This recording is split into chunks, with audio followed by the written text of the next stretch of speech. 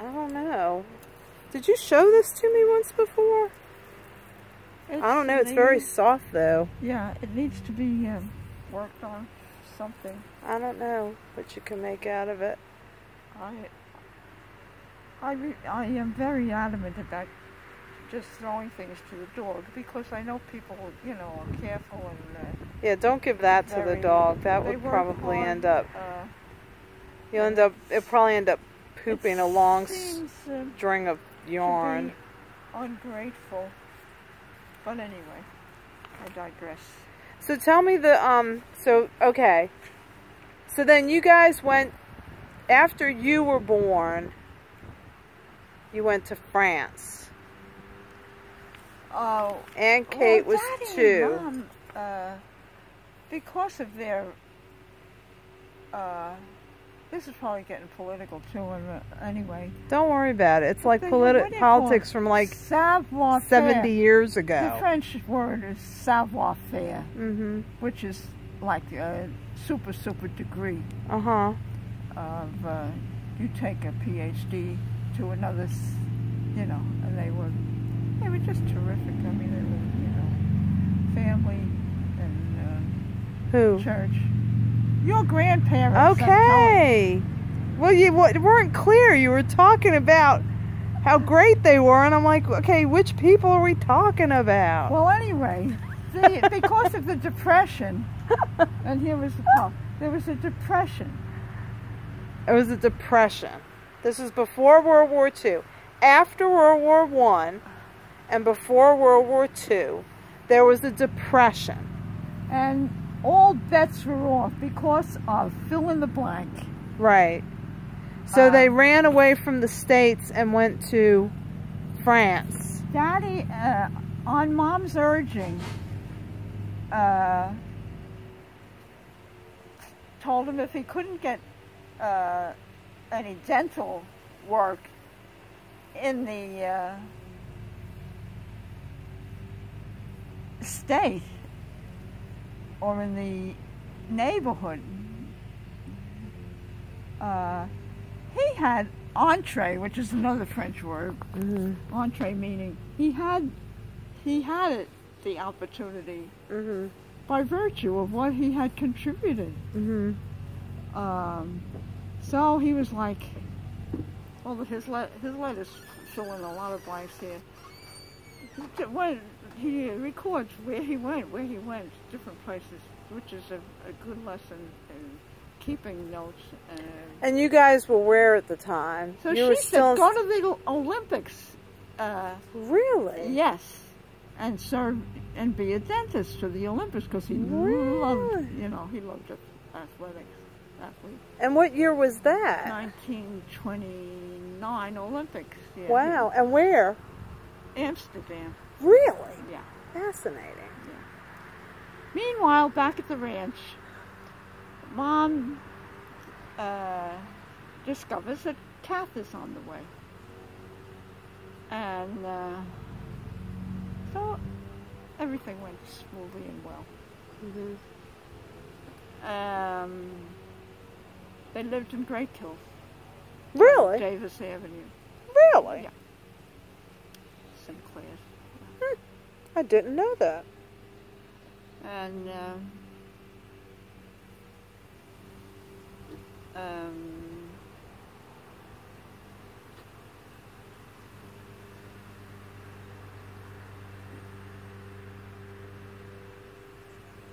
let me see. Then, meanwhile, the grandparents, your great grandmother and grandfather, Marie and Francis, they,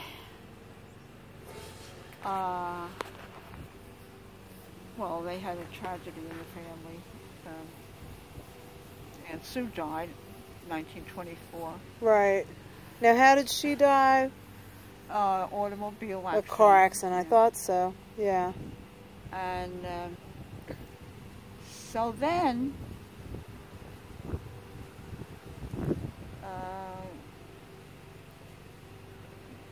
Meme was, you know, someone who always was so active super active. But anyway, she was finally, the grace of God and our mother's prayers, she picked herself up, and Grandpapa said, "We're going home to France." So every time your grandmother had a tragedy, he said, "We're going to France." That seems... That's a pattern. You can make it, yeah. Okay. Did it make her better? Did he seem to think it would make her feel better, or did he? There is one picture that I have to be made. I was going to mail it this morning, and I found it. Well, it was on the kitchen table. He said, "All right, we'll go to France." And but who's going to help you? You know, and everything like that there. Help Grandma and with the two babies. Because your father was... No, I wasn't. Oh, you weren't even born yet. No. Oh, okay, This is all, you know, this is... So they went back and forth a couple of times. A couple of times. Wow. Yeah. And, well, you see Grandpa and Grandma Delishio, the same scenario. They did. They went back. Not as much. Not as much. Yeah. Your family seemed to go back and forth a lot. Yeah, I probably don't even know the amount of times. They were they did believe in the Holy Trinity. I know that. And the choirs of angels, they were very religious, had deep faith. Had to be. So anyway, so they went over, and Mom and Kath went with them. Dad, who, meanwhile, you know, God bless large families. They are a blessing. I think that most need to attest to that fact. Large families are a great blessing. Now, so just Grandma and Aunt Kath went back with your grandmother and grandfather, because they had... Susanna passed away, and so Paul and Al were off doing their thing at this point. They were all grown up and doing their thing too. So they stayed in the States. Yes. Yeah. Oh, well, Uncle Al went, of course, for the war. Right. The Great War. Right. Uncle Paul was too young. He had started Fordham. It shows a tendency to believe in education too as a remedy, because he was traveling from Grant City to 290th Street in the Bronx. Wow. Every day, and even tried out for the Fordham football team in his spare time. So your grandma and Aunt Kate and your grandparents went back over to France. Your father was, where was he at that point? He was practicing dentistry. He was practicing dentistry in Amsterdam for the Olympics. Yeah. And so you guys were closer to each other at that point. But he was probably like really busy and traveling and stuff like that. He was a missionary. I mean, his whole training and that spirit of St. Patrick. So anyway, he was. So anyway, Mom gets over to France with Grandpapa and and Uncle Matt. Who's Uncle Matt? Is Meme's brother. Where'd he come from? We have a picture of him. Uncle Matt Muckenstrom. Of course. Because they're French. He was living in America, and he thought he would go because his sister was making the trek back, and he was the hunchback. I didn't know he had. I didn't know there was an Uncle Matt. So there was an Uncle Matt with a hunchback. Yeah. Okay. Doctors said he wouldn't live beyond 12 years. He lived to 77. Go Uncle Matt. Mm-hmm. What do doctors know? Yeah. So anyway,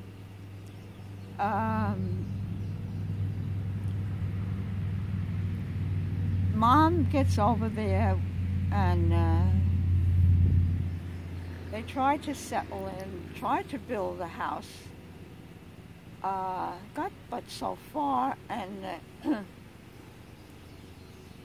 Grandpapa, of course, his son was a hero of the French government, and he was a little downcast by the lack of knowledge and lack of, I don't know, well, I guess he thought he was going to rebuild Pont-Gibaud. That's where they went back to Pont-Gibaud, because he was going to rebuild where the Nazis had knocked the whole place down. Oh! Yeah. But wait a minute. But this was still during the Depression and before World War II. But World War II was going on, basically, in Europe. The Americans had not engaged yet in it, correct? Right, they had okay. Until 1914. Oh, no, 1917. No, wait, that's World War One. World War One started in 1914. Right. And then they the Nazis America weren't until World War II, though. Right, but anyway, erase it. Get in trouble. Well, did the German, or was? Well, there was depression. No, people, they can. Somebody used the expression, they hate as much as they love. Okay, so they thought they could rebuild, and then they decided to, but it was just too much, so they came back to the States. And meanwhile, Mommy found out that I was on the way. Oh, while you were in France. While she was in France. Yeah. Okay. Yeah. Okay.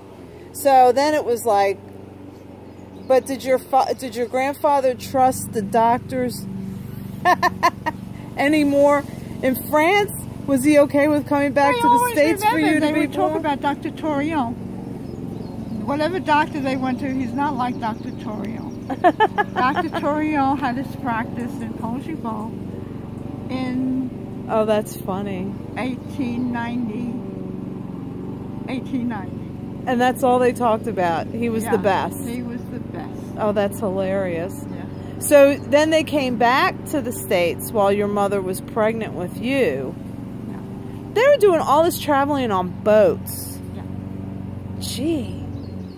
So they came back to the States when she was pregnant with you so that you could be born here. Born. Basically. I mean, yeah. And then how old were you when they went back to France again? Me? Yeah. Or the family? The whole family. The next one to go back to the old... I mean, when did you go back to France again? Because you were there for quite some time after you were born, right? Between what ages? Oh, myself? Yes. I was born in 1931. Uh-huh. And I went back in 1950. No, but you were there as a child. Oh, that's right. Yeah, I know. Yeah.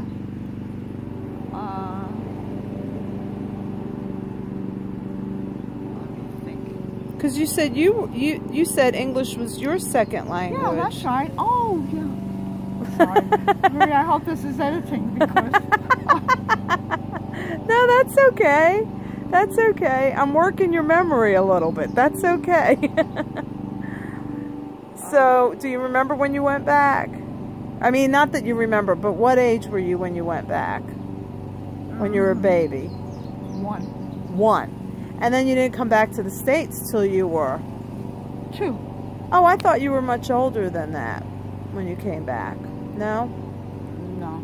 But you spoke French. Kath was, we tried to always travel as a family. Right.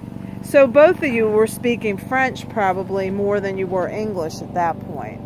Because you were with your grandparents. Also that year then, the they trying still to rehabilitate France. They were still trying to rehabilitate France. Yeah. Da da da da da da da da da da da da da da. So Kathleen Marie, that's your aunt, Kathleen.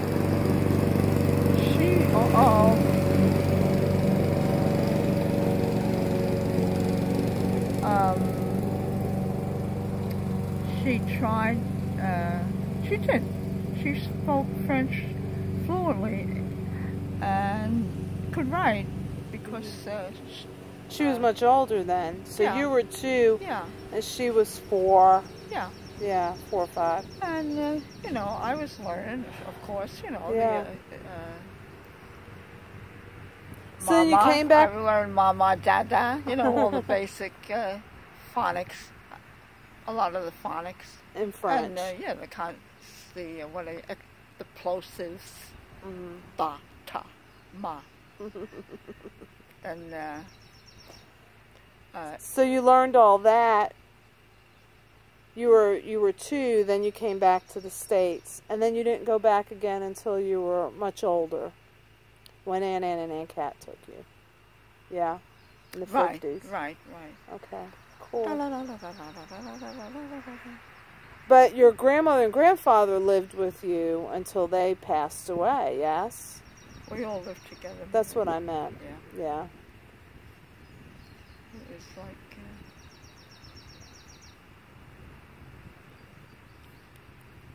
the whole French family right there in Midland Beach. Yeah. Who were the Boston people now? They were your grandmother's or your grandfather's family? They were your grandfather's family up in Boston?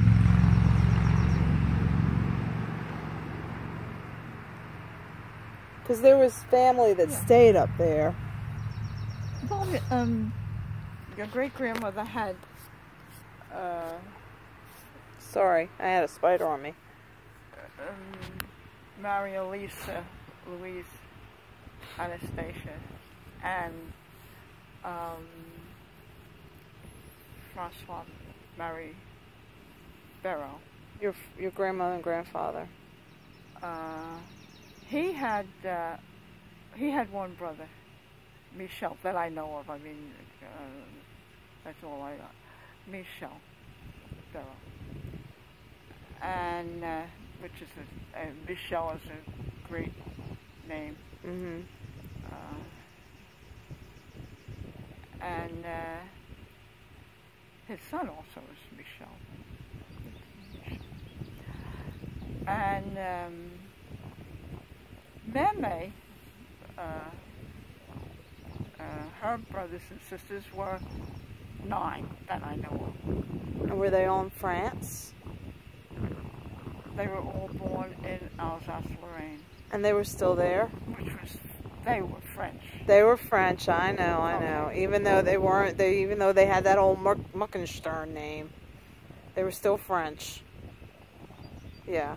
But they... And they had, let's see, Marie was the eldest.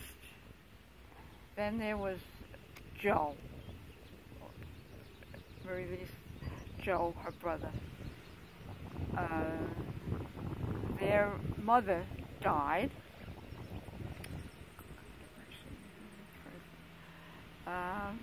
Then they had, when Grandpa Muckenstern, he remarried. He was a teacher. And we had Paul, Charlie, Louie, Matt. So altogether, sick soon. Yeah. Joe, Marie, Matt, Paul, Charlie, and Lou. Yeah. And did they stay in France, or did they come to the States, any of them? They all came to the States. They all did. To get away from war, or just to have more opportunities? Definitely for more opportunities. Because they probably came before the war broke out with the World War I. Yeah. Europe. I'm getting political. That's fine. Get political. I don't want to. Okay. But I do want to mention the fact, though, that Grandma served during World War I as a teleoperator in France. As did, who else served? Yeah, you said they all got enlisted to World War I. They wanted to stay. They were needed at home.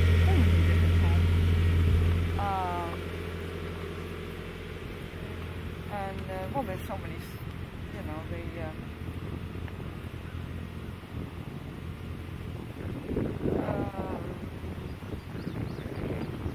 what was the last question? Well, you said that Grandma and her brother Paul got enlisted to the French to fight during World War I by France to fight. Grandma was a teleoperator because they were native born. I suppose that's my reticence to speak. Grandma was very reticent, as you say. She didn't talk a lot. I don't remember her talking a lot, and I remember she had she had a high pitched voice, and I remember, you know, like that kind of like from the old movies, the old black and white movies, like you would hear them go, "Oh, Mr.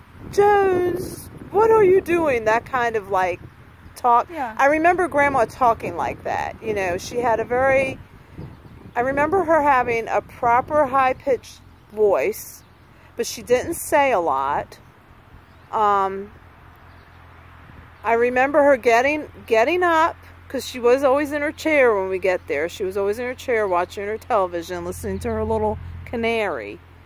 But I remember her getting up and going in the kitchen and scuttling around. Or maybe it was you that would do it and get us the little, you know... No, Mama was like... getting us our little snack cakes. In the military was something. She was, as I said, always reticent to speak. Because she'd taken an oath. Right. Loose lips sink ships. Yeah. Yeah.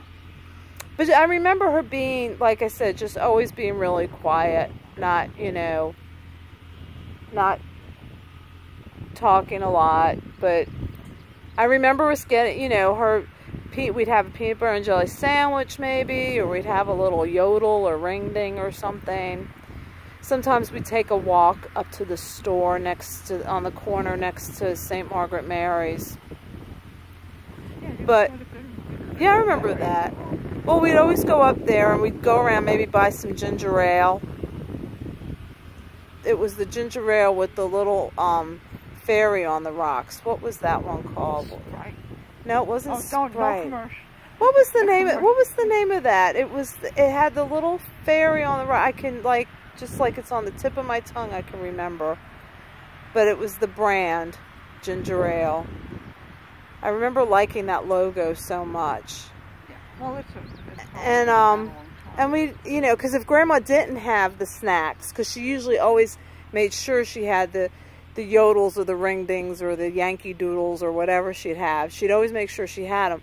But once in a while she didn't. So we all walk up past St. Margaret Mary's and go to a little store next to it, do our little shopping, and then come back and have our little snack, you know.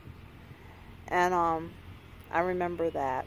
And I remember you sitting in the corner smoking your 2 cigarettes while Daddy talked to Uncle Al on the front porch.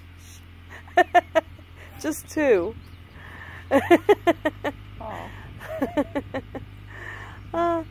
So now I'm going to go get some lemon explosion cake and coffee for both of us because I'm hungry. Would get the chicken out of the refrigerator. That's it. Then you wouldn't have to do get lemon explosion cake. Lemon explosion it's not cake. It's not the same as chicken.